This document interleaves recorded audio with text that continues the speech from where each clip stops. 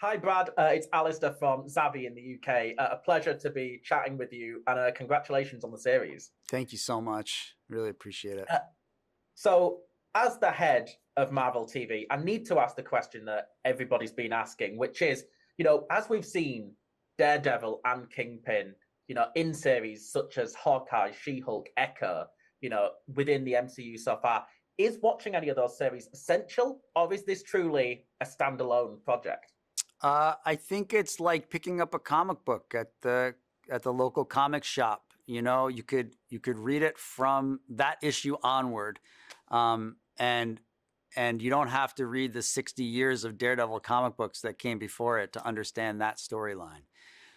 Um, Born Again, the scripting of Born Again does a great job of introducing the audience to these characters where they're at.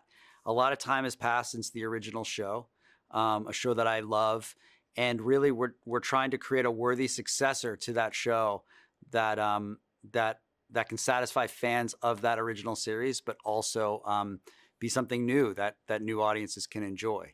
In terms of their other MCU appearances, I think that it's the same thing. They, if you've seen them in those shows, you might have a little bit of an enriched experience, but it's nothing's necessary viewing.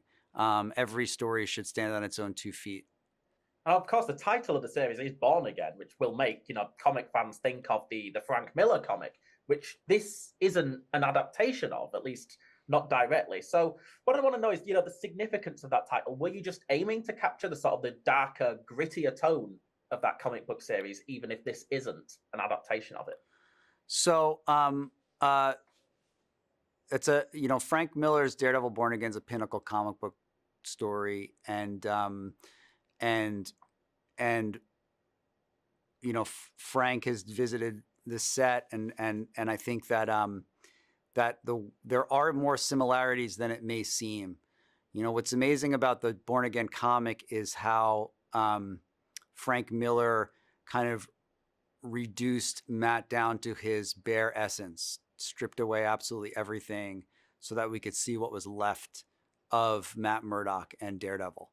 And when he comes back as Daredevil, he is reborn as a character with a very strict code of ethics, leading him on into the future as this violent superhero.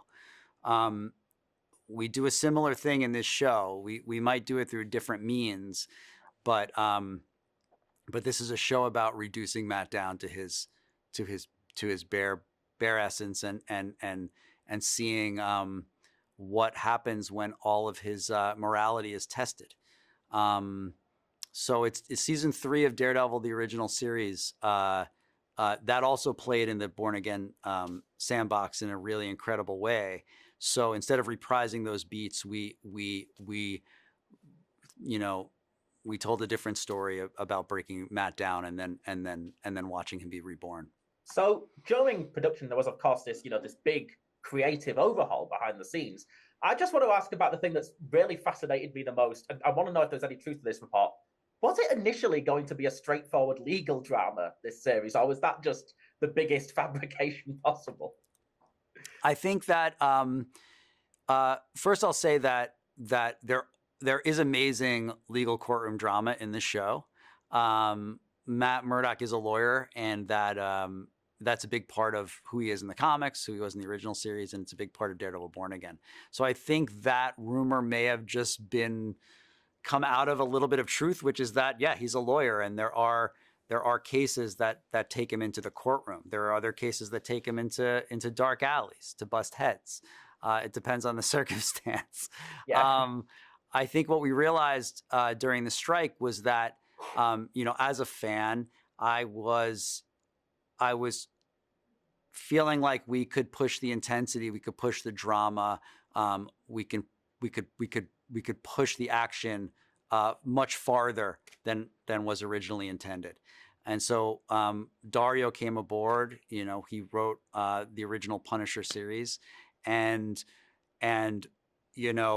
created this tapestry with new episodes and new scenes that was this beautiful overarching story about Matt Murdock, his reduction and his rebirth, as well as his parallel to Wilson Fisk.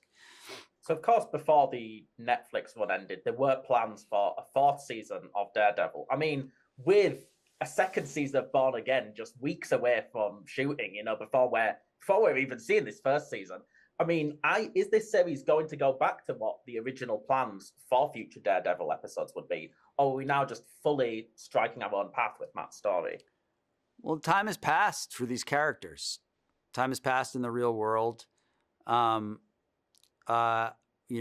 may be elements from that original intention that weave their way in, but we have to meet the characters where they're at, based on the experiences that they've had, and see where they lead us. Well, I mean, just going ahead as well, I mean, will Daredevil even possibly pop up in other areas of the MCU, or are we now just firmly within this self-contained series? For me, looking at the world that Dario has created, his version of New York City does feel like a kingdom in its own right, with people vying for power and control over the many mechanisms that exist there. That is a big, sprawling story that can turn into many different plot lines as we move forward. I'm more excited about that than the idea of Daredevil, visiting Asgard or something. Yeah, I'm with you there. Brad, thanks for chatting with me. And I loved the first 2 episodes. Cannot wait to see the rest. Thanks so much, man. Thanks, boss. Take care.